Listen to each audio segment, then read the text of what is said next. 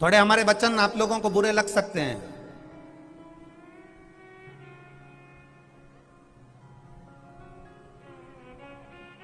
जो अपने पिता से मुंह चलाता है एक दिन वो भी तो पिता बनता है। बहुत सुंदर चरित्र है, बाल्यावस्था में सुना था, आप भी सुने होंगे। घर में एक बुजुर्ग पिता था, बीमार पड़ गया, बहुत खांसता था, बीमारी उसको दमे की थी। बहू ने कह दिया अपने पति से, सुनो पिताजी को बहुत खांसी चलती है, बच्चों को पढ़ाने के लिए टीचर आते हैं, बच्चे अच्छे से पढ़ नहीं पाते, दिन भर पिताजी खांसा करते हैं।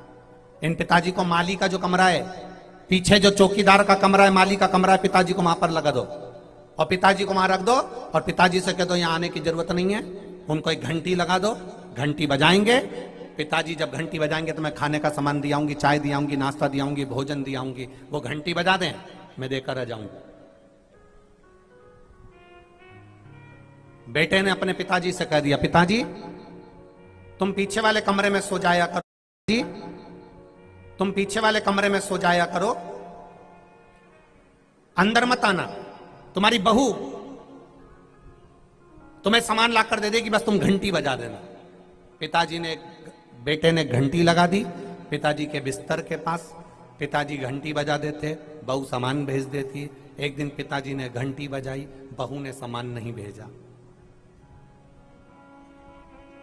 सुबह बेटे ने अपने पिताजी से जब अलग रहने का कमरा दिया तो कहा, तुम्हें मेरी कसम है तुम अंदर मत आना, बस घंटी बजा देना, तुम्हारी बहू लाकर दे देगी। पिता देखिए कैसा होता है, एक पिता क्या चीज है वो समझने का प्रयास करिएगा। बाप जब चला जाता है ना, तब मालूम पड़ता है कि बाप शब्द क्या है, पिता शब्द क्या है। एक नारी से, एक बेटी से पूछना, जब तक मायके में पिताजी रहते हैं ना, तो बेटी भी छाती तन कर कहती है मेरा बाप बैठा है, अभी मेरा पिता बैठा है, वो मुझे संभाल लेता है। एक बेटी का जीवन यही है।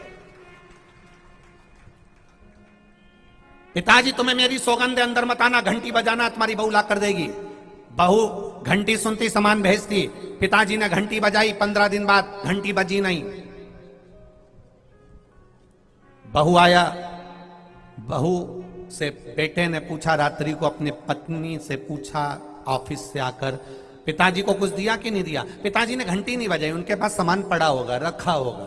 बेटा गया अपने पिताजी के कमरे में, पिताजी पलंग से नीचे पड़े हुए थे, बेहोशी में पड़े हुए थे। बेटे ने जल का छींटा दिया, पापा पापा, पिताजी, बाबूजी उठो, जल का छींटा दिया, बाबूजी धीरे से उठे। बाबा, ए पिताजी, बाबूजी तुमने घंटी नहीं बजाई। बाबूजी बोले, बेटा घंटी बजाई थी, पर मुझे लगता है घंटी के तारों को ऊंदरा ने कतर दिया है, घंटी के तारों को चूहे ने कतर दिया है, इसलिए घंटी नहीं बजी। पिताजी लो पानी पियो। पिताजी के प्राण छूट गए, प्राण छूट गए। अंतिम संस्कार हो गया। 10वें के दिन घर की सफाई होने लगी। घर में 2 छोटे बच्चे थे, बेटे, दोनों बच्चे, मां घर की सफाई कर रही थी। घर के 2 बच्चे, एक घंटी को निकालकर जेब में रख रहा था, दूसरा घंटी के तार को जेब में रख रहा था। मां झाड़ू लगाते लगाते पूछ रही है, क्या कर रहे हो ये? बच्चे कहते हैं, मां जैसे आपने दादाजी के लिए घंटी लगाई थी, वैसे तुम्हारी बहू तुम्हारे लिए लगाएगी, उसकी तैयारी कर कर रख रहे हैं।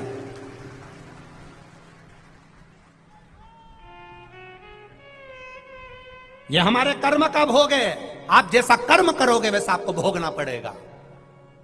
मत बुरे कर्म कर बंदे, वरना पछताएगा। भगवान की आंखों से तू बच नहीं पाएगा, तू बच नहीं पाएगा।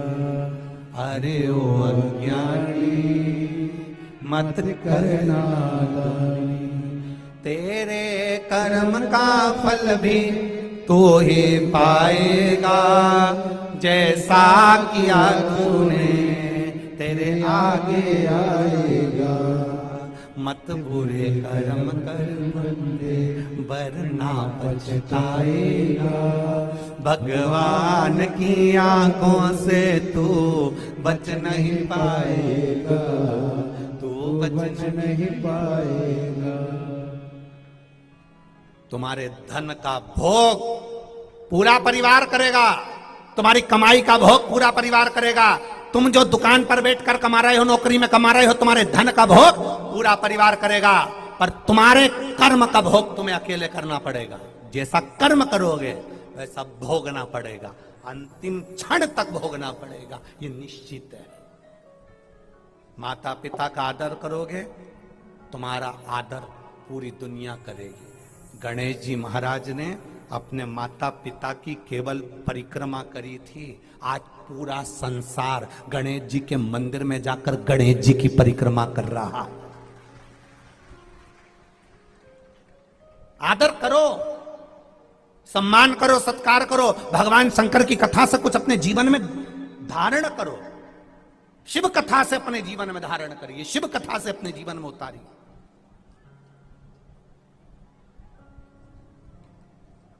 बहुत विचित्र समय चल रहा है।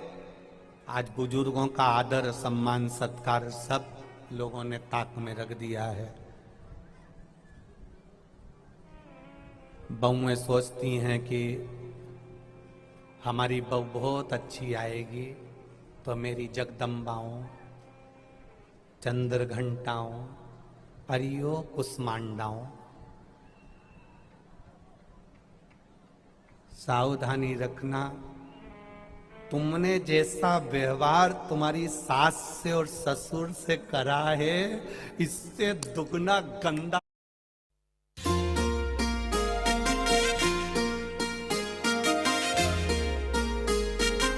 सास से और ससुर से करा है, इससे दुगना गंदा व्यवहार तुम्हारी बहू तुम्हारे साथ करने के लिए आएगी, निश्चित रखना। तुम चाहे उसकी पत्रिका मिलवा लो, चाहे कितना फोटो देख लो, इसलिए अपनी फोटो सुधारना है तो अपने बुजुर्गों का फोटो सुधारने का प्रयास करना। इनका आदर, इनका सम्मान, इनका सत्कार करते रहोगे तो आने वाले बच्चे तुम्हारा आदर, तुम्हारा सम्मान, तुम्हारा सत्कार करते रहेंगे, ये निश्चितता। कोई कहता है हमारे माँ बाप पक्षपात करते हैं, हमारे पिताजी ने दौलत उनको दे दी, बड़े वाले भैया को, कोई के छोटे वाले को दे दी, कोई के मंझले वाले को दे दी। हमारे माता पिता ऐसा करते हैं, हमारी सास बड़ी बहू को ज्यादा चाहती है, हमारी सास छोटी बहू को ज्यादा चाहती है। दौलत दी है ना, जमीन दी है ना, सास ससुर अपनी पूरी इजाजत किसी को भी दे दे, पर तुम मीठा बोलना मत छोड़ना, आदर करना मत छोड़ना। क्यों? सास ससुर किसी किसी को दौलत देकर चले जाते हैं और उसके घर की औलाद उस दौलत को पूरी बेचकर खल्लास कर देते हैं, और सास ससुर जिसको आशीर्वाद देकर जाते हैं वो 4 मंजिल की बिल्डिंग खड़ी कर लेता है।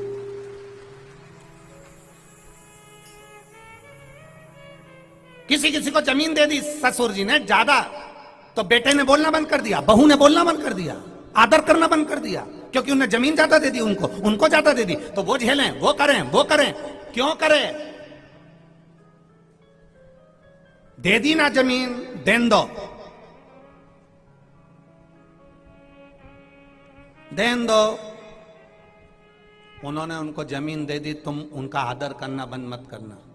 लड़ाई भी हो गई हो ना तो भी उनके चरण दबाना मत भूलना, मत भूलो चरण दबाना।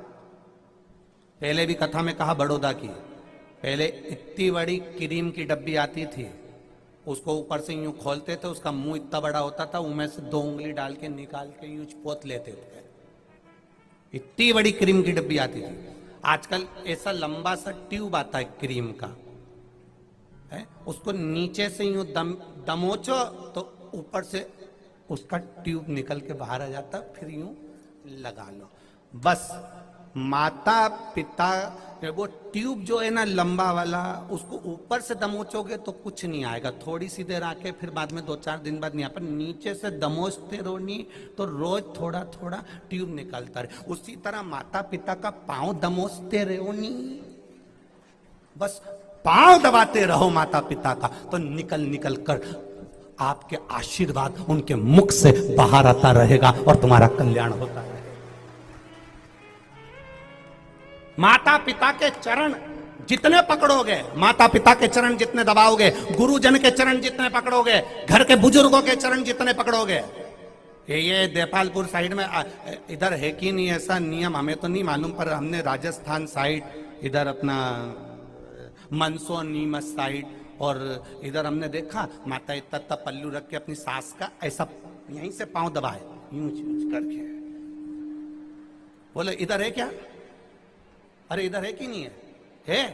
हाँ, क्यों? क्योंकि इनने कथा सुन रखी है, इनके पूर्वजों ने कहीं कथा सुनी थी कि ये जो ज्यादा दबाव नहीं तो ऊपर से आयुष्मान भव, चिरंजीवी भव, अखंड सौभाग्यवती भव, क्रीम बाहर आता है। अब जो दूर से ही मम्मी जय श्री कृष्णा, तो सास भी मरुदा काय को देवा तब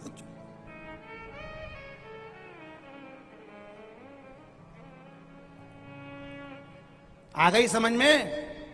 अरे बोलो।